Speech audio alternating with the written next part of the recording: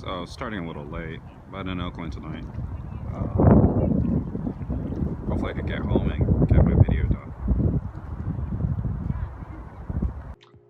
Good evening, YouTube. Today is January 13th, 2018. Here is daily video blog number 5. Real quick, let's go to my portfolio. And we're not doing so well. We're not doing so hot. It looks like it's a 24-hour loss, and it's going up $1,244 in the negative. But overall, if we look at our earnings, it went up and down. So at any given day, it goes up. So right now, it's probably at the lowest down possible, but we are about $600 or maybe $700 less than we were yesterday. We are negative on pretty much everything. Icon is, we're still making profit on Icon, $28. Binance, we're still on profit margin. One thing that is sort of hurting me right now is Request Network, dragging me $225 negative. So I probably got it for $1,000 and now it's about $800. IOTA is climbing back up. I know it's negative 3% now. I bought it at a really bad spot, but if you look at IOTA's graph right now, it could do potentially really well. So let me just give you an idea from TradingView. And if we look at the charts on IOTA, I mean, you can see a lot of people's charts make it look like it's a positive. If you see here the downtrend, the lowest it hits at the bottom, and we're going upwards. The top bar is also, looks like it's shrinking as well. I don't know if this is the time that it's going to exceed it. So my thing is well, it could. So right here is the threshold, 30K.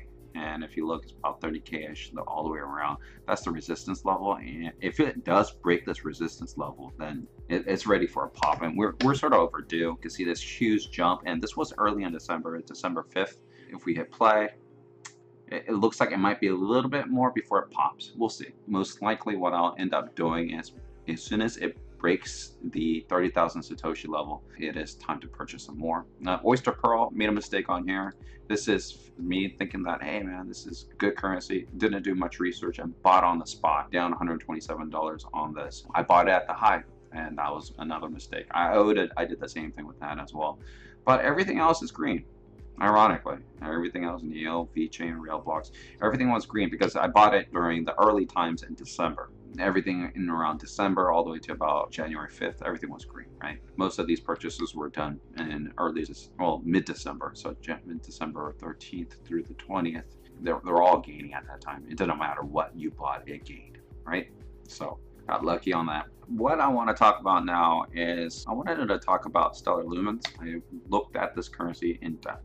Something that was bugging me sort of all day today, or not all day, but it really got to me. So let's take a look at what Stellar Lumens. Okay, so Stellar Lumens is a financial currency. Their slogan is "The future of banking is here." It's open source. It's to help out countries that don't have currency that is stable because their government is inflating it too much because of corruption. Able to translate from USD to euros or yen, and that's what they are about. Okay, one type of currency that's fiat based into another fiat based currency, or I'm not sure exactly, but I'm sure they're inside the white paper. It also talks about BTC, so different markets as well. So it'll go and it'll find the cheapest route. So if you do USD, it might find a USD to BTC and then BTC to XML, and then finally from XML it'll go into the euro, right, or something of that nature.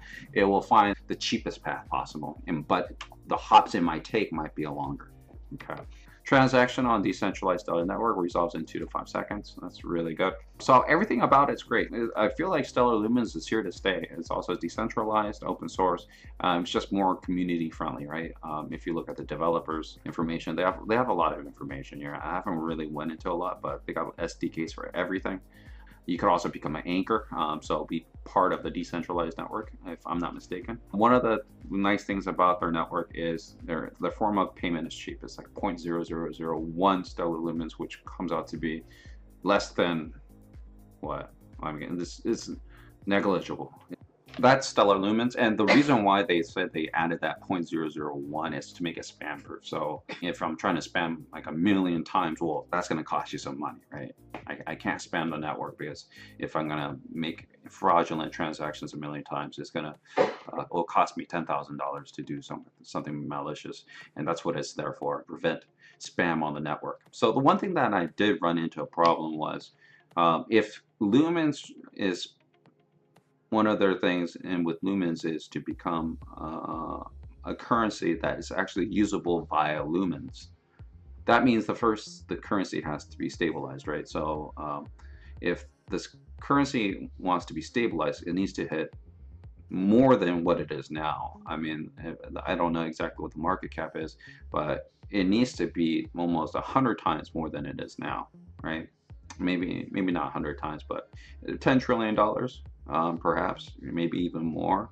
The reason why I say that is because right now, $1 billion going into stellar lumens will fluctuate the market significantly, right? You can't be buying a hot dog for $1 and the next day pay $2. It doesn't make sense. It just makes it difficult for that currency to be usable. Anything that is a currency needs to be sort of stable, right? Countries go through economic crisis because their currency is bad. Like Thailand did that a long time ago in 2001, where they opened up the markets, and once they opened up the markets, people sold, Thai dollars off, and then the USD to Thai dollars doubled, right? It was from 1 USD to 50. But I'm getting off the story here. That's stellar lumens. It needs to be first a significant amount of money needs to come in, and it has to be stabilized. So this is where I ran into the problem. The product itself could work without lumens being at a significant value. Right now, lumens are worth like 50 cents. But they could work at 1 cent, it could work at 50 cents, it could work at $1, it could work at $10. Well, why do we need lumens to be worth $10? And that's where I was really thinking about, or maybe $100 or whatever in the future to stabilize. And the only sort of use case behind that is to make it so that it becomes a stable currency for all other for it to be used, right? If market's always predicting the price of lumens, then the product by itself could work. It will calculate, hey, lumens equal this at this given price. It will just keep calculating. You get your USD or your euros for sending payments and transactions. I don't see any issues with that. So why am I investing in this currency and paying a certain level of price when the price doesn't need to be high or low for the product itself to work? That's my biggest thing that I have an issue with. And as I was thinking about this myself, literally while making this video, I came upon this information that another person mentioned. I believe Tom Lee from Bloomberg. You can look him up, but he talks about the Metcalfe law. It's a telecommunications network is apportioned to the square number of the connected users in the system. So long story short, basically a lot of the social networking websites and their value is determined by this information. So you can see here social networking, World Wide Web. As more people are connected, it exponentially gains in value. So n exponent 2, right? So with that being said, stellar lumens, the price of stellar lumens, if this is true, as there are more wallets being created on stellar lumens, more people are buying into the product. By definition alone, by this law, it is growing in price. And that's the only thing I could think of. Regardless of the price increasing or decreasing, it still works. I was thinking much earlier, it didn't need to increase for the product to work. But by definition, because the scarcity of the coin and the value that it creates, because there's more people utilizing it, the value goes up. So that's where I want to leave off with stellar lumens. Overall, it's a great product. I think I'm definitely keeping this. I feel like Stellar is doing a great job. They're partnered with IBM. They're coming out with additional exchanges. So again, that's a big one too that I believe in. As stellar lumens could buy other currencies, so this is now me and you, right? As lumens are able to have direct markets associated with different currency, it again creates additional value, and that's what's coming around the corner sometime in February or March. Now, holding on to the lumens till then, and as more people adopt it, it's going to increase in value. And that's what we, as a Lumen holder, if you're a Lumen holder, that's what you have to bank on. Okay, you have to bank on more people adopting the technology, holding a wallet with Lumens inside. And once that happens, if pairs increase, you know, increase value. Like Bitcoin right now, why is it so valuable? It buys everything, right? You could buy any crypto. It's the first one that came out. Everything's tied to Bitcoin. Ethereum, it's one of the highest ones that are connected in market pairs as well. Let me go ahead and conclude this video. Please comment, respond to sort of the philosophical issues with cryptocurrency at the price of the token for the technology to work. The technology works regardless of the token price being high or low, right? So that's first statement. And the second statement, the token prices is increasing because more people are using it.